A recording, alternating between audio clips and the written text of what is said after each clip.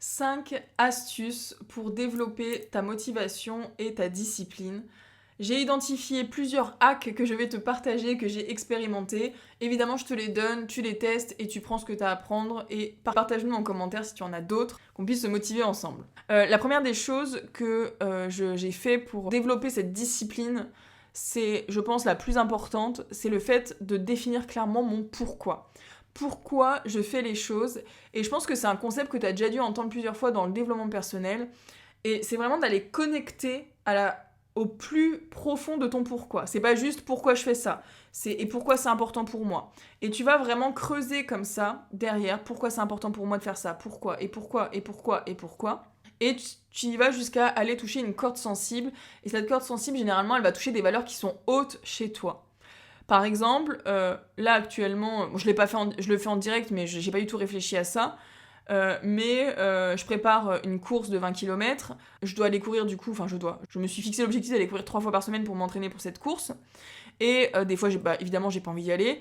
Et du coup, je me connecte à mon pourquoi. Je l'ai pas fait jusqu'au bout parce que je suis assez disciplinée là-dessus, mais si je devais faire l'exercice en direct, je dirais pourquoi c'est important pour moi d'aller m'entraîner. Parce que je prépare cette course et j'ai envie de bien la faire. Pourquoi c'est important pour moi de bien la faire? Parce que j'ai envie d'être fière de moi. Et pourquoi c'est important pour moi d'être fière de moi? Parce que si je suis fière de moi, je me suis prouvé que j'étais capable, que je me dépasse, etc. Et pourquoi c'est important pour moi de me dépasser? Parce que si je me dépasse, j'apprends encore plus, je me développe et du coup, ça me rend fière parce que j'adore apprendre, j'adore me prouver que je suis capable, ça me rend fière, j'ai confiance en moi, ça développe ma confiance en moi, etc. Et pourquoi c'est important pour moi d'avoir confiance en moi? Parce que si j'ai confiance en moi, ça me permet de faire encore plus de choses dans ma vie. Et pourquoi c'est important pour moi de faire encore plus de choses? Parce que si je fais plus de choses, j'ai une vie inspirante, j'ai une vie extraordinaire, je kiffe ma vie, j'apprends plein de choses, j'ai plein d'expériences, j'aurai pas de regrets sur mon lit de mort. Et pourquoi c'est important pour moi de pas avoir de regrets sur mon lit de mort? Ça, c'est le plus important pour moi. C'est que j'ai envie de profiter de ma vie au maximum. J'ai envie de vivre une vie inspirante, de rayonner, d'avoir un impact, de me dire que j'ai aucun regret. Putain, j'ai envie d'aller courir là.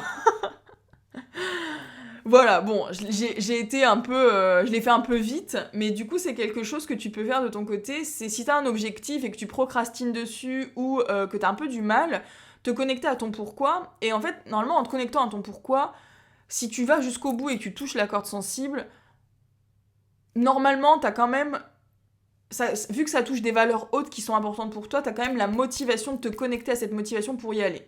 Après, peut-être que ton objectif est peut-être mal défini. Si vraiment avec ça, t'arrives pas à y aller et à être discipliné, peut-être que c'est pas le bon objectif, que t'as pas un pourquoi assez fort, ou que tu l'as mal identifié, ou que tu pourrais ajuster ton but.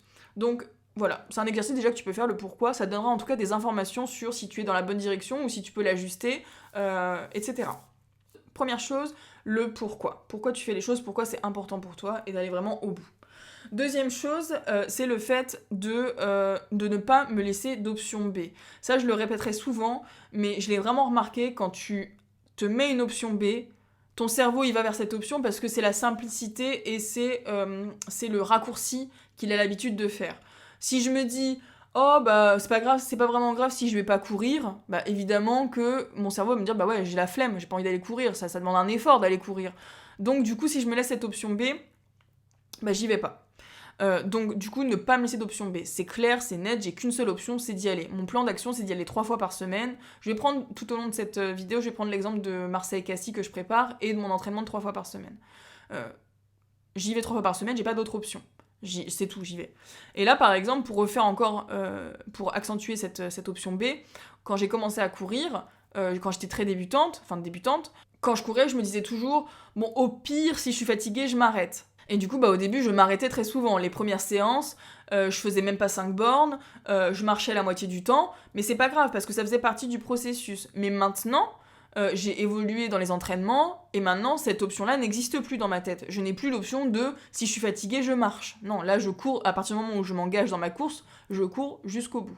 Donc voilà, c'est de ne pas se laisser l'option B par rapport à ton objectif primaire. Par exemple, mon option A, c'est d'aller courir. Après, j'ai un sous-objectif de courir tout le long. Après, j'ai encore un sous-objectif de courir tel nombre de bornes. Après, j'ai encore un sous-objectif de courir à tel kilomètre/heure. Bon, voilà. Mais en gros, l'objectif, pour moi, il y a vraiment en plusieurs étapes, quoi. C'est l'objectif numéro 1, y aller coûte que coûte. Ça, il n'y a pas d'option B. Et après, tu progresses en dessous avec tes sous-objectifs. Ensuite, troisième chose pour me motiver et me discipliner, c'est le fait de me visualiser quand j'aurai atteint mon objectif. Quand j'ai pas envie d'aller courir, je me dis toujours, mais de toute façon, dans 1 heure, ce sera fini. Et tu seras trop contente. Tu seras trop fière de toi et t'auras rempli une case, t'auras rempli un objectif. À me visualiser, ça me pousse à y aller parce que je sais que dans tous les cas, je ne regretterai jamais d'y être allée. Donc te visualiser quand t'auras atteint l'objectif, avec tout ce que tu vas ressentir. La joie, la fierté, la confiance, la détermination, l'inspiration, le bien-être physique, mental, etc. Visualise-toi après que t'as atteint ton objectif et tu verras que ça va te motiver à y aller. Quatrième chose que je fais, c'est le fait de sourire. Ça peut paraître bête, mais vraiment, quand j'ai pas envie de faire quelque chose, je suis plutôt comme ça, là, renfermée, les épaules rentrées, la tête baissée, le regard bas, etc. Je suis en mode, non, j'ai pas envie d'y aller. Bon, je pense que tu connais cette situation-là. Le fait de travailler sur ma posture, ça change toute la donne, en fait, parce que du coup, je me redresse, je lève la tête et je souris. Et le fait de sourire, ça envoie des signaux positifs à ton cerveau. Ça, tu peux le faire toute la journée. Hein. Ça, c'est un conseil que je te donne. Souris. Et même si tu souris aux gens, moi, je souris tout le temps aux gens dans la rue. Et à chaque fois, ils me répondent avec un sourire. Tu vas voir que ça rayonne du positif.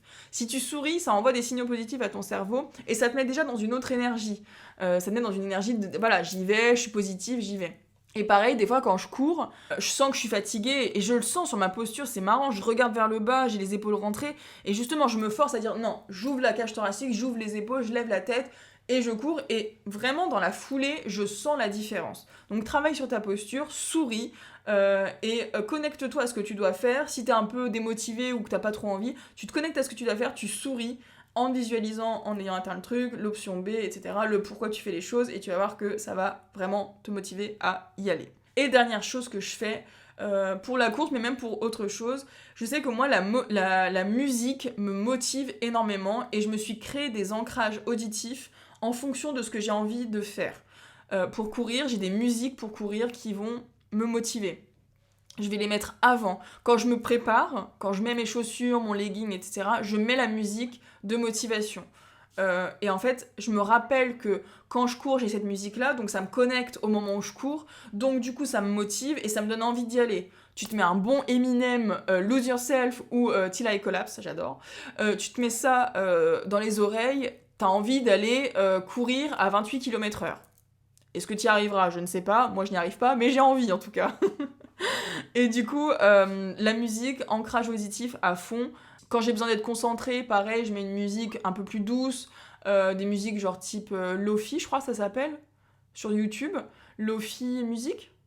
Bon bref, des musiques un peu, tu verras, de toute façon tu tapes musique de concentration, tu vas avoir plein de musiques qui vont sortir.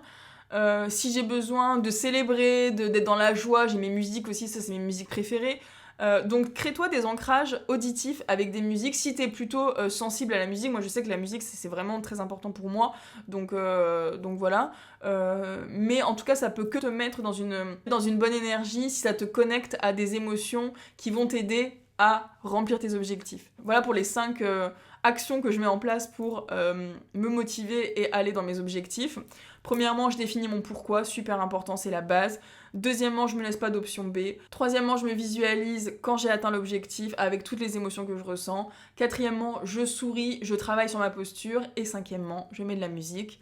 Et enfin, la dernière étape bonus que j'adore et que je te conseille de faire tout le temps, c'est de te célébrer ta victoire, être fier de toi, prendre un temps pour vraiment te remercier, être fier de toi et te dire bah ouais, je l'ai fait. Et ça, tu vas voir que ça fait la différence. Je sais que trop peu de gens le font, je comprends pas pourquoi d'ailleurs.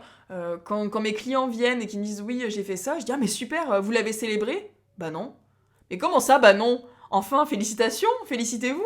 Et du coup, ça change aussi, encore une fois, la trajectoire en fait. Donc célébrez-vous, célèbre-toi, sois fier de toi, ça va te motiver encore plus à atteindre tes objectifs. J'espère que ça t'a aidé, partage-nous si tu as des astuces aussi en complément de ça dans les commentaires, et merci à toi, et je te dis à très vite dans une prochaine vidéo.